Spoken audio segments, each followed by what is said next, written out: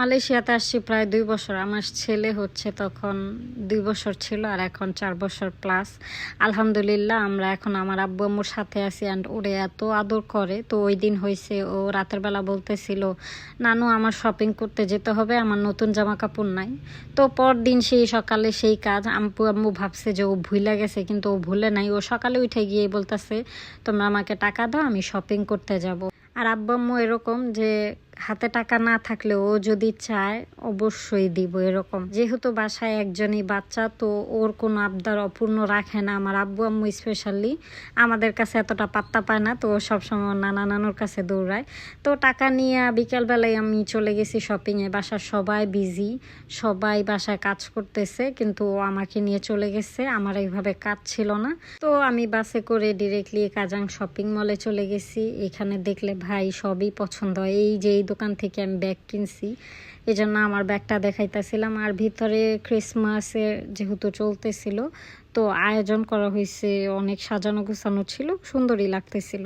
But এটা হচ্ছে আরেকটা দোকান। এই দোকানে গিয়ে আমার কিছু গেঞ্জি পছন্দ হয়েছিল, বাট দামে হইতেছিল না, আবার দামে হইলে সাইজে হইতেছিল না। যেমন এই অ্যাশ কালারটা আমার পছন্দ হয়েছে, বাট এটার আরেকটু বড় সাইজ দরকার ছিল, লাগে নাই, এজন্য আমি আর কিনি না এখান থেকে। তো আমি বড় মার্কেটে চলে আসছি। ওটা ছিল সিঙ্গেল একটা বাহিরের দোকান। ভাই এখানে শার্ট প্যান্ট গেঞ্জির দামগুলো এত বেশি ছিল, নিতে মন চাইতেছিল না দাম দেখা। মেনলি হয়েছে কিছুদিন পরে, মানে 1-1.5 মাস পরেই তো রোজা, তারপর ঈদ, তো আমরা ওই সময় হেভি কিছু জামা কাপড় কিনবো। এখন হচ্ছে রেগুলার ওয়ারের জন্য কিনবো। এগুলা প্রায় 60-70 রিঙ্গিত করেছিল গেঞ্জিগুলা, যা বাংলাদেশি টাকায় 15 থেকে 1800 টাকা। তো আমার শপিং শেষ। আমি ওর জন্য শুধু 2টা টি শার্ট কিনছি, মানে তাও আমি প্রায় 1.5 ঘন্টা ঘুরছি। আমার ছেলেকে না হয় মনে হয় আমি 30টা গেঞ্জি পরাইছি, মানে পরায় দেখতেছিলাম যেটা ভালো লাগবে ওইটা নিব। তো আমি আর সিলেক্টই করতে পারতাছিলাম না।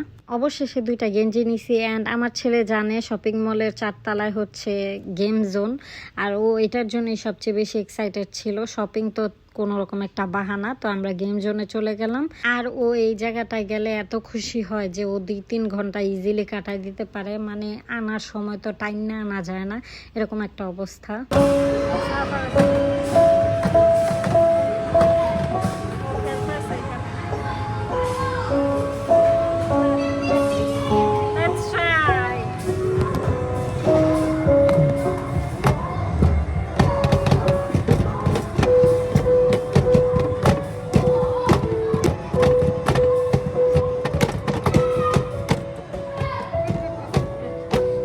আর এখানে বড় একটা স্ক্রিন ছিল, মানে সামনে কিছু ডান্স মাস্টার থাকে টিভির জায়গায়, ওইটা দেখে দেখে আপনি ডান্স করতে পারেন। 2জন পার্সন একসাথে ডান্স করা যায়। তো ওইখানে ফ্রিতেই ডান্স চলতেছিল, আমি ওইটা দেখে দেখে ডান্স করতেছিলাম। অ্যান্ড সারফারাজকে ডাক দিছি আমার সাথে জয়েন হওয়ার জন্য।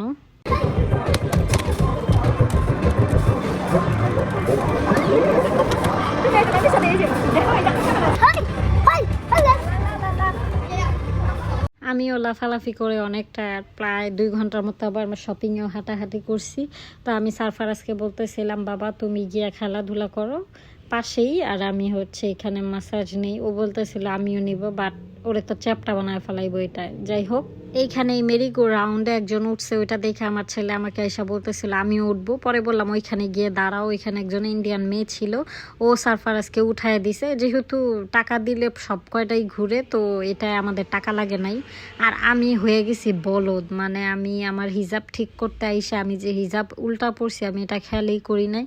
প্রায় আমি বাহিরে 1 ঘন্টার মতো এই হিজাব উল্টা নিয়ে ঘোরাঘুরি করছি। পরে যখন খেয়াল করছি তখন লজ্জা লাগতেছিল। উঠানো যায়, আমি অনেকবার খেলছি কিন্তু আমি একবার উঠাইতে পারিনি। এই যে চারো সাইডে এগুলা রাখা, হ্যাঁ এগুলা কি আসলেই সম্ভব?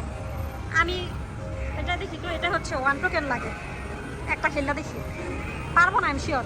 আমার ছেলে ওইখানে একজন ফ্রেন্ড পাইছে, আমি আসার সময় আর কি এই ফ্রেন্ডারে পাইছে। তারপর আরও আধা ঘন্টার বেশি ও সময় কাটাইছে ওই ছেলেটার সাথে, মানে ও সবগুলা গাড়িতে উঠতেছিল। বাচ্চাটা অনেক ফ্রেন্ডলি ছিল, ওর সাথে সাথে ঘুরতেছিল, ওরে নিয়ে খেলাধুলা করতেছিল, ভালোই লাগতেছিল। একটু খারাপও লাগতেছিল যে আমার ছেলের এখানে আসলে কোনো ফ্রেন্ড নাই যার সাথে ও খেলাধুলা করতে পারবে। তারপর আমরা ওয়াশরুমে গেলাম। সারফারাজ বলতেছিলাম আমি ওয়াশরুমে যাব, তো ওকে লেডিস ওয়াশরুমেই নিয়ে গেছি। আর অনেকক্ষণ হাঁটাহাঁটির পর ও হচ্ছে অনেক টায়ার্ড ছিল, ও মানে সব কিছু নিয়ে জিদ করতেছিল আর কান্না করতেছিল। এই যে খাইতে বসতে আসছি, ও আর কি কান্না করতেছে, জিদ করতেছে ও এটা নিবে ওইটা নিবে। খাইতে আসছি, ও খাইবে পিৎজা। পিৎজা নিছি 15 রিঙ্গিত দিয়ে, আবার ও খাবে হচ্ছে ফ্রেঞ্চ ফ্রাই নিছি 7 রিঙ্গিত দিয়া, 6 রিঙ্গিত দিয়া। ওলা পাইন খাইবো তো একটুখানি খানি যন্ত্রণা করে। এই মালয়েশিয়ান একটা দোকান থেকে ফ্রেঞ্চ ফ্রাই নিছি, তো ওই খাবারটা আগে দিছে আর ও খাইতেছিল, আমাকে একটু দিবে না বলতেছে যে না আমি একটু শেয়ার করব না। মানে ওর ক্ষুধা লাগলে ও নিজেই খায়, ওর খাওয়ার পেট ভরে গেলে তারপর ও শেয়ার করে, তার আগে দেয় না। দেন এই যে আমাদের পিৎজাও চলে আসছে, আর এখানে একটা কমপ্লিমেন্টারি হচ্ছে লেমনাইজ দিছে, এটা অনেক মজা ছিল। আমি তো ভাবতেছিলাম যে কার শরবত আমার টেবিলে দিয়ে গেল, আমি বুঝতেছিলাম না। আমি জিজ্ঞেস করছি, তারপর বললো যে না এটা পিৎজার সাথে ফ্রি। তো এখানে আমরা বসে বসে ফ্রেঞ্চ ফ্রাইটা পুরা খাইয়ে নিছি অ্যান্ড শরবতটাও, শুধু পিৎজাটা বেশি অর্ধেক খাইছি, বাকিটা বাসায় নিয়ে আসছি, যেটা সারফারাজ পরে আবার খাইছে। আর আসার সময় বাস নিয়ে একটা ঝামেলা হয়েছে, ওইটা আমি আপনাদের সাথে অন্য একদিন শেয়ার করব, কারণ আজকের ভিডিওটা এমনিতেই বড় হয়ে যাইতেছে। তো সবাই ভালো থাকবেন, বাই বাই, আল্লাহ হাফেজ, টাটা।